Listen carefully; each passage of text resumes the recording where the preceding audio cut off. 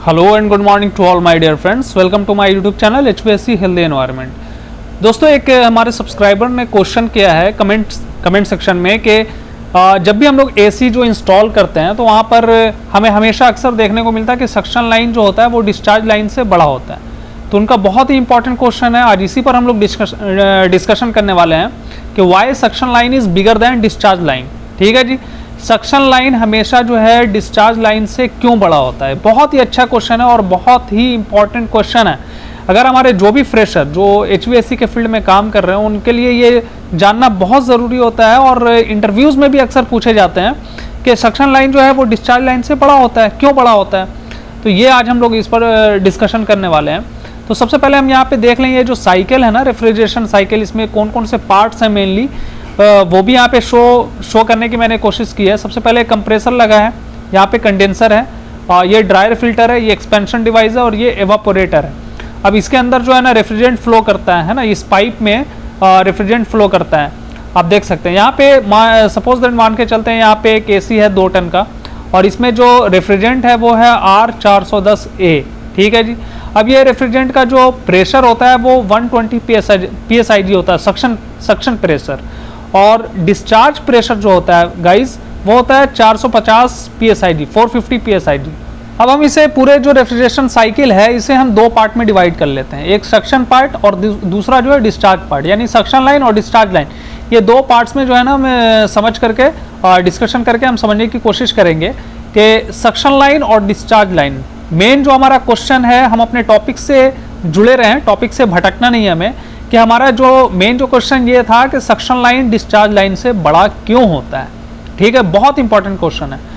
तो आपसे गाइज एक रिक्वेस्ट है इससे पहले कि अगर आप हमारे चैनल पर नए हैं तो हमारे चैनल को ज़रूर सब्सक्राइब कर लें। नीचे रेड कलर की जो दी गई जो आपको बटन दिख रहा होगा उसे दबा दें और इसे एक ही बार दबाना। और हमारा चैनल बिल्कुल फ्री है, आपको HVAC से रिलेटेड कोई भी अगर वीडियोस चाहिए या कोई भी डाउट से आप क्लियर कर सकते हैं तो आप हमारे चैनल को सब्सक्राइब कर ले और नीचे दी गई बेल की घंटी को भी दबा दें ताकि जब भी मैं नेक्स्ट टाइम वीडियो अपलोड करूं उसका नोटिफिकेशन आपको सबसे पहले मिल सके। तो गाइज हम आते हैं अपने टॉपिक की तरफ कि सक्शन लाइन और डिस्चार्ज लाइन, इन दोनों के बीच में हम लोग डिस्कशन कर रहे हैं कि सक्शन लाइन जो है डिस्चार्ज लाइन से बड़ा क्यों होता है। तो सक्शन लाइन का प्रेशर जो है वो होता है 120 PSIG। ये मैं रेफ्रिजरेंट 410A की बात कर रहा हूँ। ठीक है जी। तो इसका जो सक्शन प्रेशर होता है वो 120 PSIG होता है, जबकि इसका डिस्चार्ज प्रेशर जो होता है वो 450 PSIG होता है। अब जब इसका प्रेशर, सक्शन प्रेशर जो है वो कम होता है, सक्शन लाइन का जो प्रेशर है वो कम होता है, 120 PSIG होता है, जबकि डिस्चार्ज लाइन का जो प्रेशर होता है वो ज़्यादा होता है, 450 PSIG होता है। जब हमारा प्रेशर जब ज़्यादा होगा तो उसका डेंसिटी जो है वो कम हो जाता है। ठीक है, density of refrigerant is less, यानी सक्शन लाइन में जो हमारा रेफ्रिजरेंट जो फ्लो करता है उसका डेंसिटी कम होता है, जबकि डिस्चार्ज लाइन में जो हमारा रेफ्रिजरेंट फ्लो करता है उसका डेंसिटी जो है ज़्यादा होता है, क्योंकि प्रेशर ज़्यादा है।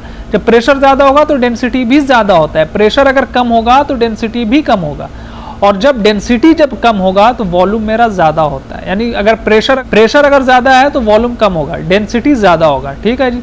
तो यहाँ पे जो है सक्शन लाइन का प्रेशर कम होता है इसलिए इसका वॉल्यूम जो है ज़्यादा होता है, और यहाँ पे डिस्चार्ज लाइन में प्रेशर ज़्यादा होता है तो इसका वॉल्यूम जो है कम हो जाएगा।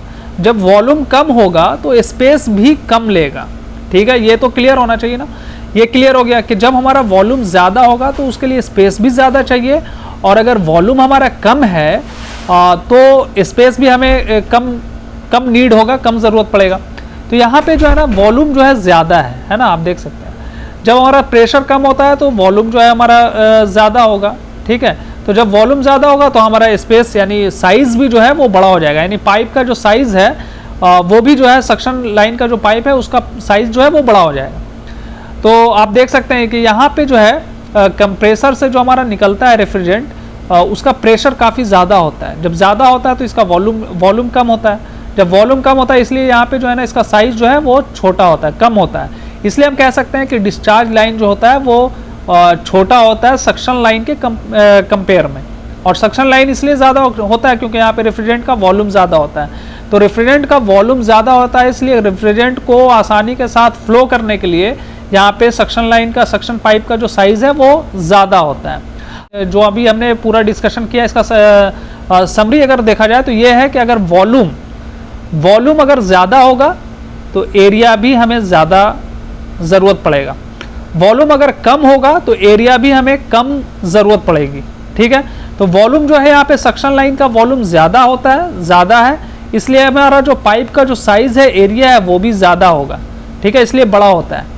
और डिस्चार्ज लाइन में जो है ना हमारा वॉल्यूम जो है वो कम है। ठीक है, तो वॉल्यूम जब कम होता है तो एरिया यानी साइज़ भी कम हो जाता है। ठीक है, इसलिए यहाँ पे जो डिस्चार्ज लाइन का जो पाइप है उसका साइज़ जो है वो कम होता है। ठीक है, तो अभी क्लियर हो गया कि सक्शन लाइन क्यों बड़ा होता है डिस्चार्ज लाइन से।